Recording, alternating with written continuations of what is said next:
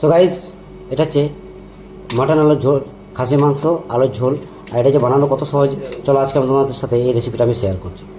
দেখতে পাচ্ছ খাসির মাংস আলুর ঝোল। সো গাইস, রেডি করে ফেলেছি। আর এটা কীভাবে বানিয়েছি চলো আজকে তোমাদের সাথে রেসিপিটা শেয়ার করছি। Thank you. কড়াই তেল চাপিয়ে দিয়েছি। প্রথমেই আমি আলুগুলোকে ভেজে নেব। এভাবে সব আলুগুলোকে ভেজে নিই। ফাইনালি আলুগুলো আমার ভাজা হয়ে গেছে। এবার আলুগুলোকে আমি তুলে নিচ্ছি। এভাবে আমি সব আলুগুলো তুলে নেব। খাসির মাংসের জন্য এই মশলাগুলোকে আমি বেটে নেব। গোটা জিরে, গোটা ধনে, শুকনো লঙ্কা, কাঁচা লঙ্কা, আদা আর এই রসুনগুলো। এই রসুনগুলোকে আমি ভালো করে ছাড়িয়ে নিয়ে দিয়ে দেবো। তো আপাতত তার আগে আমি শো করিয়ে দিলাম। সেগুলোকে আগে ভালো করে ছাড়িয়ে গ্রাইন্ডিং করে নিচ্ছি। খাসির মাংসের ঝোলের জন্য আমি তেল চাপিয়ে দিয়েছিলাম। তেলটা হয়ে গেছে। ফোড়ন হিসেবে উপরে স্ক্রিনে লেখা থাকবে, এই মশলাগুলোকে দিয়ে দেবে। বেটরি, জায়ফল, ছোটো এলাচ, বড় এলাচ, তারপরে এলাচ, ছোটো এলাচ, দারচিনি আর তেজপাতা, শুকনো লঙ্কা, এগুলো দিয়ে দিয়েছি। কিছুক্ষণ হতে দেবো। তারপর ফাইনালি অ্যাড করে দেবো পেঁয়াজ কুচিটা। এবার এটাকে খুব সুন্দর করে লাল লাল করে ভেজে নেব।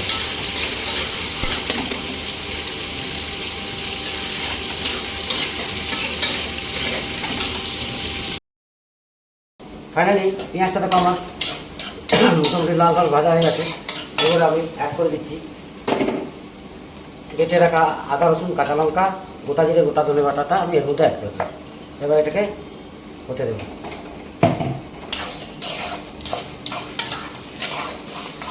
ভালো করে কষিয়ে নেব।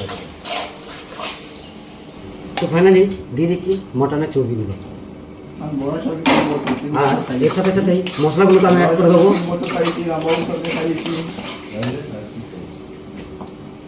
এর সাথে সাথে আমি অ্যাড করে দিচ্ছি হলুদ গুঁড়ো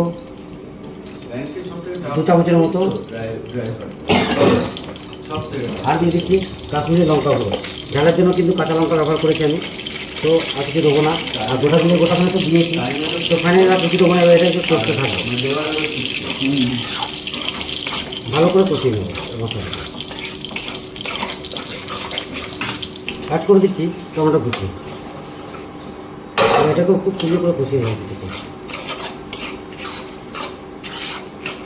আর অল্প একটু গরম জলের মধ্যে অ্যাড করবো যাতে মশলাটা না পুড়ে যায়। কিছু দেবো না, এবং মশলাটা খুব সুন্দরভাবে কষতে থাকবে।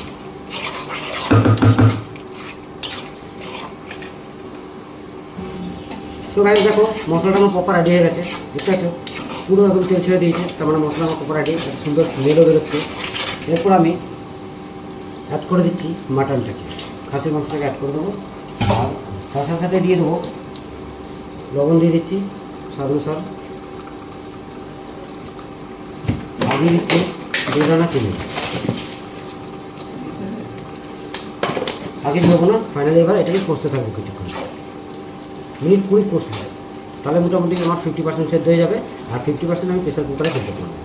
তো গাইস, এবার এটাকে কিছুক্ষণ ভালো করে নেড়ে চেড়ে ঢেকে রেখে দেবো।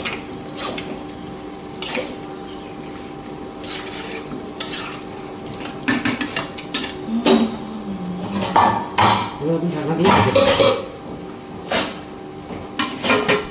তো ফাইনালি গাইস, মাটনটাকে আমি মিনিট 20-25 আমি ভালো করে কষিয়ে নিয়েছি। দেখতে জল ছেড়ে দিয়েছে, জল বেরিয়ে গেছে। এরপর আমি প্রেসার কুকারকে শিফট করে দেবো। দিয়ে দিচ্ছি আলুগুলো,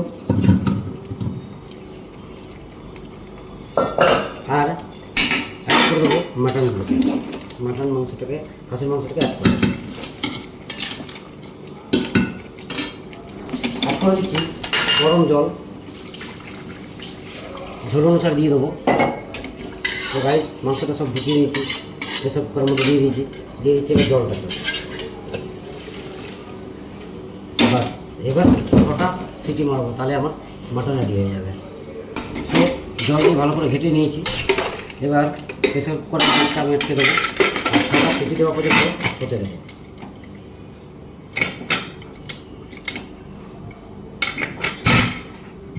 রেডি।